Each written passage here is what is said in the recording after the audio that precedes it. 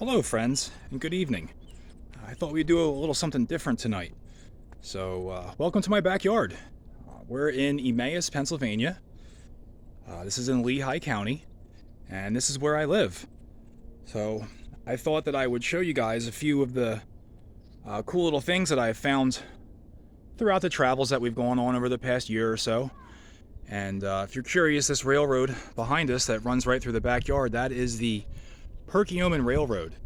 That was built in the 1870s, and that at one time was the most direct route between Allentown, Pennsylvania and Philadelphia, PA. There was once a time where you could catch a train a little bit, what would that be, to the east of us at Emmaus Junction, where the Perkiomen Railroad merged with the East Pennsylvania Railroad, and those would both be taken over by the Philadelphia and Reading, and then later the Reading Company as time would go on. But at one time, you could grab a train from Emmaus Junction and take it all the way to Philadelphia, Pennsylvania, and it would cut right through what is now my backyard. And what is really cool is there were times when Reading and Northern has actually run excursions on this line using their 425 steam engine. I don't think 2102 has ever been on this. Actually, you know what? 2102 may have actually been on that line. I'll have to dig into that. But we'll do a deep dive into the Perkiomen Railroad in the future. But for now, why don't you grab a seat with me, and we'll look at some of these things that I have found.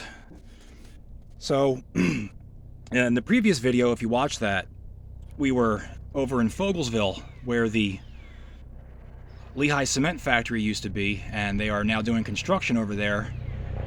I think they're getting ready to expand the U.S. cold storage. Pardon me.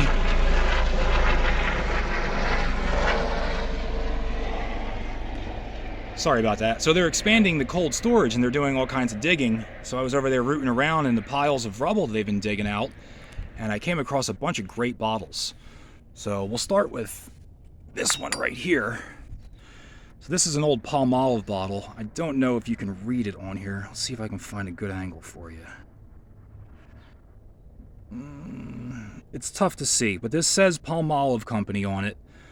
So I'm not sure what all the years of these bottles are, but I'm thinking some are from the 60s or 70s. I don't think they're really all that old. This one here is a Horlacher Brewing Company. And they were an Allentown, Pennsylvania brewery from the 30s to the 70s. And this bottle is really thick. If you were to throw this bottle at somebody, you would do some real damage. It is not like a bottle that you see nowadays that regular beer comes in. That's a solid bottle there. Okay, and then we got this one. This is the Black Cat Polish Company of Buffalo, New York. And I didn't do any research on that one, so I don't know what Black Cat polish is. But this one here is pretty cool. So here we have Dr. Peter Fahrney and Sons of Chicago, Illinois. And this was a tonic of some sort. So I did a little bit of research on this one. And they would mix herbs and whatnot with alcohol. So at one time, that bottle contained 14% alcohol by volume, which is like drinking 2 strong beers. But something like that would have cost $1.25 back when it was being produced. This is what I read on the internet, so I don't know if this all pertains to that bottle or not, but I know it pertains to that company. At some point, you could buy a bottle of their stuff for $1.25, and it had booze in it. But $1.25, 75 years ago, was like 20 bucks. So I don't know how many people were buying it, but at least one person did, because I found the bottle. It's got some railroad spikes here. This one is from the Reading Railroad's Frackville grade, near the Darkwater area in Schuylkill County. And this one here is from the Lehigh Valley Railroad's Pottsville branch. And I found that a couple miles east of Roush's. And this little guy here, I found this on the D&H Trail up in I think we were in Susquehanna County when we found this one, but I found this under an old Erie bridge, so I think this is an Erie Railroad spike, and it's really crusty and small, so it's been sitting around rusting away for a while.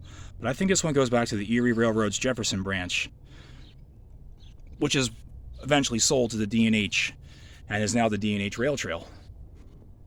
This brick here says Mutton Hollow. That is from Albertus, Pennsylvania, from the Lockridge Furnace. But I did not take it from Lockridge Furnace property.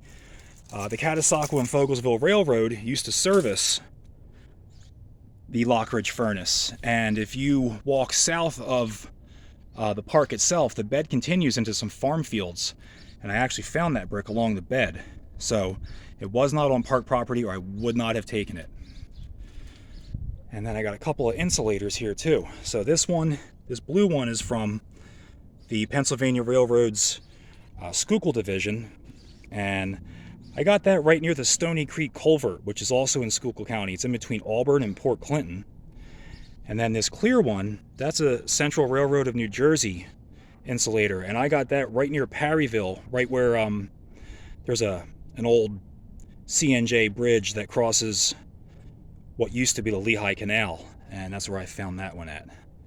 So those are some of the cool things that we have found on our journeys so far. So I just wanted to reach out and say hi, and hope everyone's doing okay. So here's some of those cool things that we have found throughout our travels.